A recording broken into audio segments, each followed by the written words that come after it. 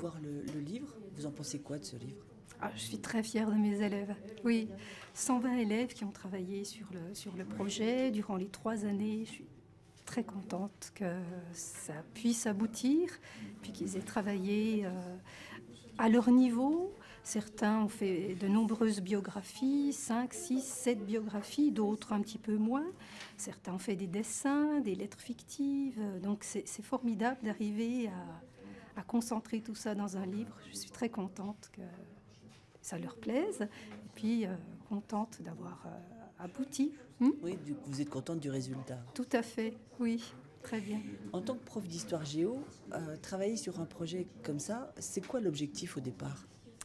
Au départ, c'est pouvoir en fait repérer ce qu'on voit en classe, dans le cours, dans un cours un peu magistral, et puis de travailler donc de façon concrète avec des soldats qui habitent dans notre rue, qui habitaient dans notre rue, qui habitaient dans les villages autour de Pontarlier. Et puis les élèves s'identifient. Donc ça, c'est important, parce que ça, c'est concret. Oui, parce que quand on dit la guerre de 14-18, c'est 1 400 000 morts côté français, ça ne veut pas dire grand-chose. Non, tout à fait. Alors, donc pour les élèves, c'est du concret.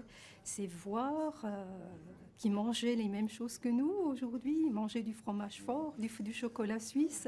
Et puis voilà, des jeunes qui meurent à 22 ans, 25 ans. Donc c'est vrai que pour les élèves, ça leur permet de mémoriser davantage. Parce que quand on fait quelque chose, on mémorise beaucoup plus que quand on entend. Là, vous avez entendu ce qu'ils retiennent de cette expérience. Oui. Vous en dites quoi de ce qu'ils ont retenu? C'est formidable, ils disent des choses formidables. Donc par rapport à l'hommage, le respect vis-à-vis des soldats, c'est vrai que je suis un petit peu surprise parce que je me disais, c'est loin, ça fait un siècle. Mais non, en fait, ils sont encore très respectueux, les élèves, et puis très respectueux de ces soldats morts pour la France.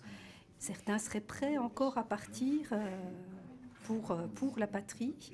Donc je trouve ça beau.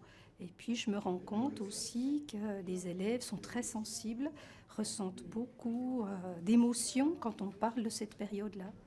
D'ailleurs, quand on était à Verdun, des élèves pleuraient, des élèves tombaient, avaient fait des malaises parce que justement, il y avait de la fatigue. C'est vrai qu'on part à 2 heures du matin quand on part à Verdun. C'est loin, il y a de la fatigue, mais il y a toute cette émotion aussi. Et c'est beau de les voir comme ça aussi, 100 ans après. Oui.